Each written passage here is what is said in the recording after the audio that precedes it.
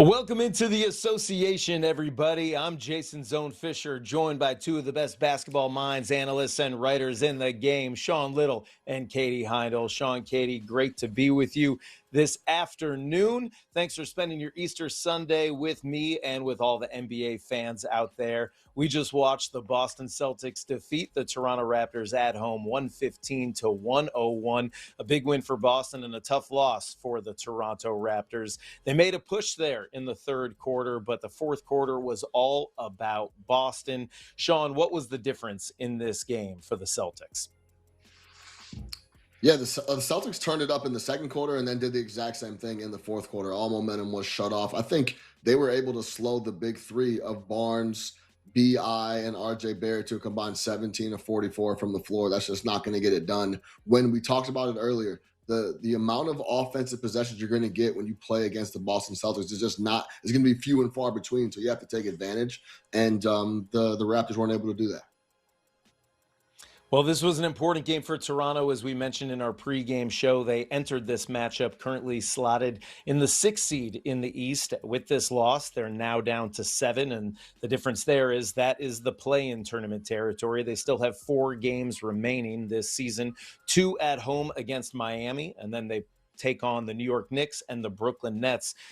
Katie, a tough loss for Toronto. They played tough. They were in this one, but just couldn't find that extra gear to get over the hump. What did you see from both the Raptors and the Celtics in this one?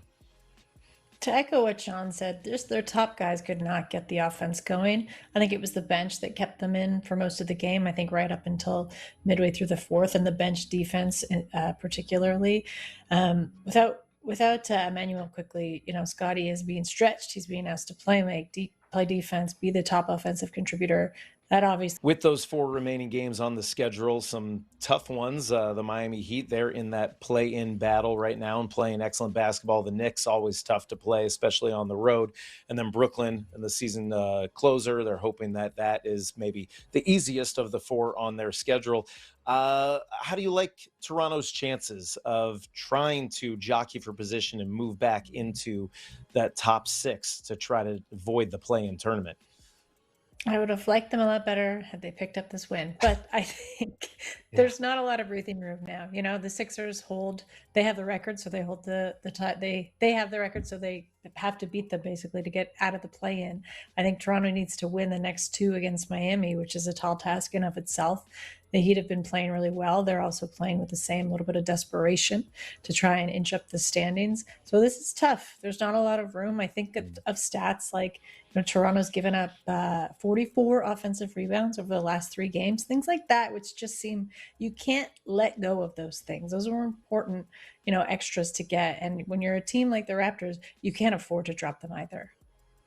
Yeah, rebounding was one of the key reasons that the Celtics were able to get it, dominating the offensive and defensive boards in this game. Sean, if you're a Celtics fan, how are you feeling with just a few games before the playoffs begin? From what you saw here tonight, what was the most encouraging sign, and what maybe should Boston be focused on with a week or so to go in the regular season?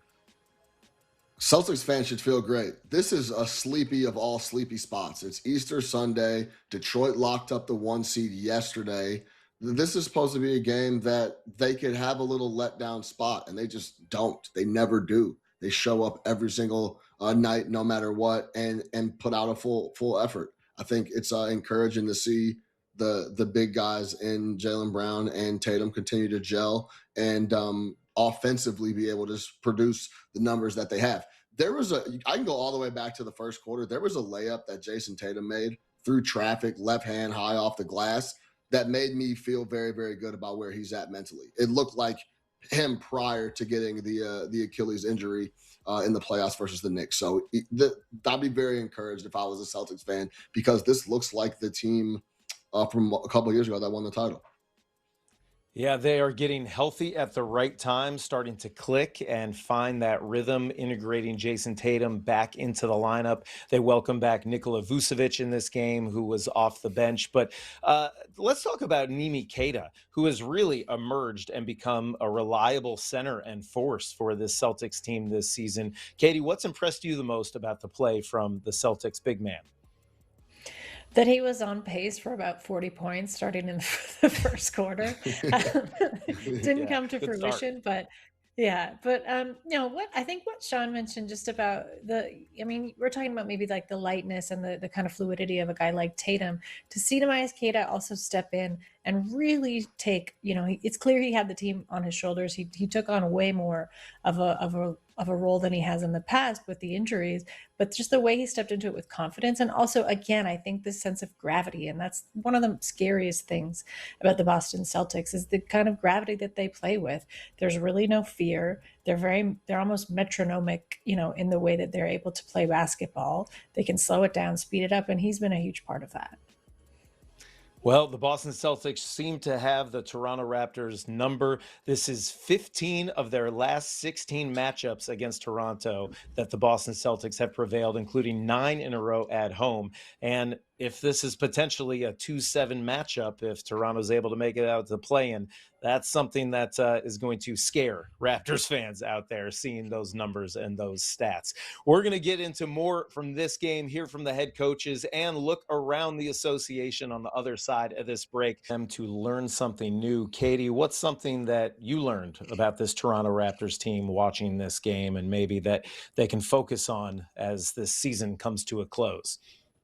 I don't know anyone that really wants to hear this, but something like that for me is a little bit of a heat check in the sense almost of like an aspirational heat check, where to start this season, Toronto's goal was probably to be in the play-in, right? That was aspirational for them. They kind of outplayed that. They had a really good secure stretch before the All-Star break, and maybe this is settling to the mean. So in the sense of Darko Rakovic saying it's an opportunity to learn something. Well, on one hand, it feels quite late in the season to be learning. On the other, this is still a young and developing team.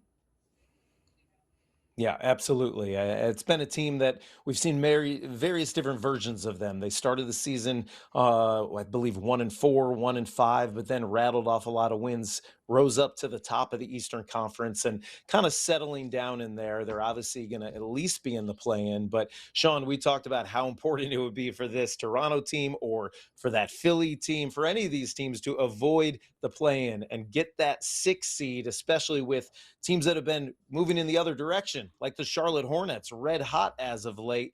As you see it all playing out, who do you think is going to have the advantage to get that 6th seed in the East? Yeah, I mean, it's still on the table for everyone. You could run off 3, 4, 5 in a row, depending on how many games you have left and with each specific team, and anybody could clip it. But I do end up thinking with Atlanta has just been a juggernaut for a while now. They just cleared the discussion and are no longer in it. I think it could be a couple different people. I would still love to see Charlotte get the 6 because I think they are the best team and have an actual real chance to knock off one of the squads in the first round. So I would love to see it be Charlotte. But I think Katie laid it out perfectly. They had Toronto had a ton of injuries, guys coming in and out, Pirtle in and out, coming back in late.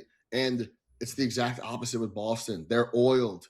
They know how to play with each other. It's been years and years now. So Tatum coming back into the fold was no big deal. Well, no big deal for the Boston Celtics. They're right where they want to be as the postseason creeps closer and closer. Their head coach, Joe Mazzulla, just sat down at the podium, and I have a feeling he's not going to crack a smile, even in victory. But let's find out. Here's Coach.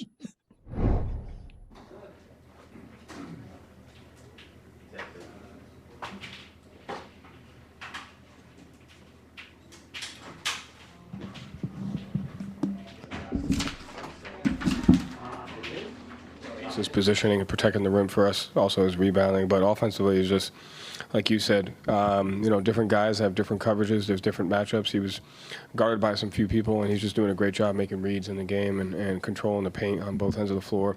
With his offensive rebounds, getting more comfortable finishing in the paint. So, just becoming dynamic in the way that we can attack, and he's making reads in real time really well. So spends a lot of time on that.